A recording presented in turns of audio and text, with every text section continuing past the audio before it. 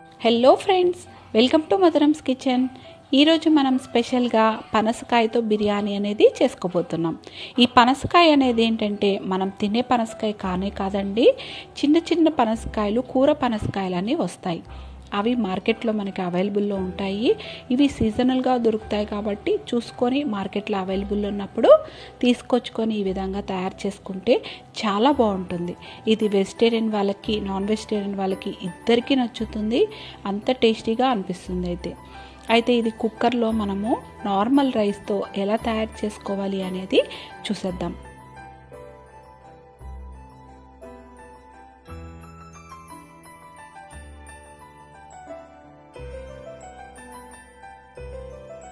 పనసకాయ మనకి కూర పనసకాయ ఈ విధంగా చిన్నగా దొరుకుతాయి. ఇలా దొరికినప్పుడు మనం మార్కెట్లో తీసుకొచ్చుకొని కట్ చేసుకోవచ్చు, లేదంటే వాళ్ళ చేతే ఇలాగ కట్ చేయించుకోవచ్చు. నేనైతే అక్కడే కట్ చేయించేసుకొని తీసుకొచ్చుకున్నాను.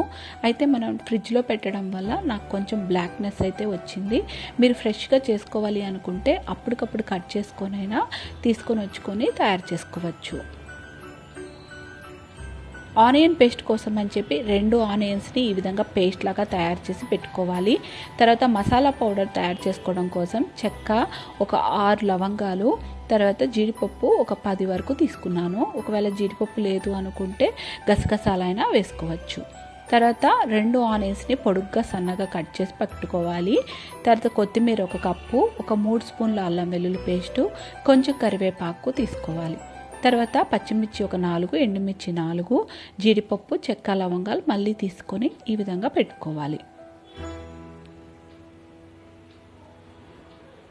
ఇప్పుడు మనం ఒక బాండి పెట్టుకొని ఒక 4 స్పూన్లు ఆయిల్ అనేది యాడ్ చేసుకోవాలి. ఇలా యాడ్ చేసుకున్న తర్వాతన ఇంతకుముందు మనం తయారు చేసుకున్న ఆనియన్ పేస్ట్ని బాండీలో వేసి బాగా ఫ్రై చేసుకోవాలి. మనం ఇప్పుడు కుక్కర్లో వేసుకునేట ముందర ఇది ఫ్రై లాగా తయారు చేసుకొని ఆ తర్వాత కుక్కర్లోకి యాడ్ చేసుకుంటున్నాము. దానికోసంగా ఈ ప్రిపరేషను. 1.5 స్పూన్ వరకు అల్లం వెల్లుల్లి పేస్ట్ వేసుకోండి. తర్వాత సాల్ట్ యాడ్ చేసుకోవాలి.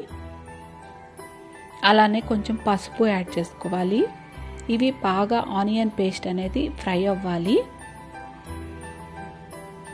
ఇది కొంచెం ఫ్రై అయినాక అప్పుడు మనము ఒక 3 స్పూన్ల వరకు కారం అనేది యాడ్ చేయాలి.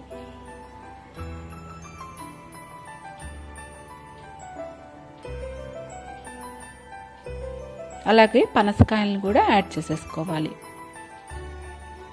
ఈ పనసకాయల్ని వేసిన తర్వాత ఎక్కువసేపు కదిలించకూడదు. కదిలిస్తే ఇవి కొంచెము చివిడిపోవడానికి ఛాన్సెస్ ఎక్కువ ఉంటాయి. చూసుకొని మెత్తబడకుండా కదిలించుకోవడం మంచిది. తర్వాత కరివేపాకు, కొత్తిమీర కూడా యాడ్ చేసేసుకోవాలి. ఇలా యాడ్ చేసుకున్నాక ఇంకెక్కువసేపు కదిలీకుండా వాటర్ అనేది ఒక గ్లాస్ వరకు యాడ్ చేసేసుకొని, అలానే ఇంతకుముందు మనం తయారు చేసుకున్న మసాలా పౌడర్ను కూడా ఒక హాఫ్ వరకు యాడ్ చేసేసుకోవాలి. ఇలా చేసేసుకున్న తర్వాతన దీన్ని ఈ కర్రీ ఒక 5 మినిట్స్ కానీ 7 మినిట్స్ కానీ ఇలాగా కొంచెం మీడియం ఫ్లేమ్లో పెట్టుకొని ఫ్రై చేసుకోవాలి.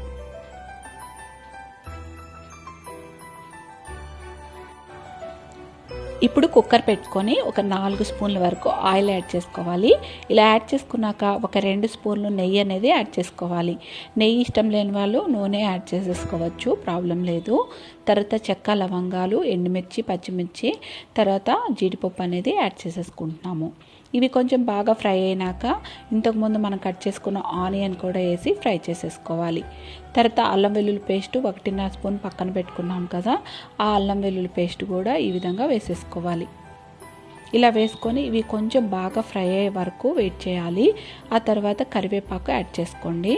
తర్వాత మనము రైస్ అనేది నానబెట్టనవసరం లేదు, కడిగేసి ఈ విధంగా వాటర్ లేకుండా యాడ్ చేసేసుకోవాలి.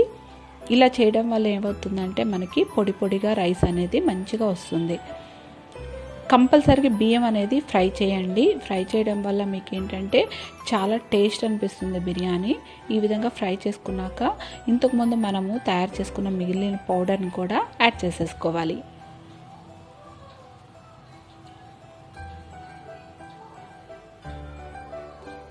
తర్వాత మనం ఇంతకుముందు ఫ్రై చేసుకున్న పనసకాయ ఫ్రైని కూడా యాడ్ చేసేసుకోవాలి. ఈ విధంగా నేను 3 గ్లాసుల బియ్యం వరకు యాడ్ చేశాను. 3 గ్లాసులకి 6 గ్లాసుల నీళ్ళు అయితే యాడ్ చేస్తున్నాను.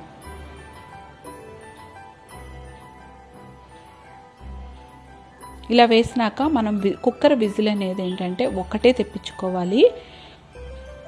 అలానే కొత్తిమీర కూడా యాడ్ చేసేసి కుక్కర్ విజిల్ పెట్టుకోవాలి. ఒక్క విజిలే రప్పించండి.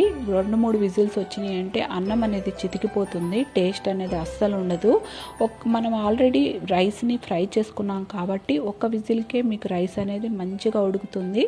చూడండి, నేను ఇప్పుడు చూపిస్తాను ఎంత బాగా పొడి పొడిగా వచ్చిందో రైస్ అనేది.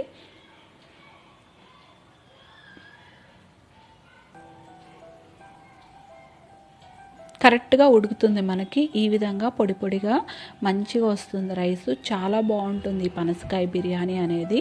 మీరైతే ఒకసారి ట్రై చేసి ఎలా వచ్చింది అనేది నాకు కమెంట్స్లో కంపల్సరీగా చెప్పండి. ఈ వీడియో కానీ నచ్చినట్లయితే లైక్ చేసి షేర్ చేయండి.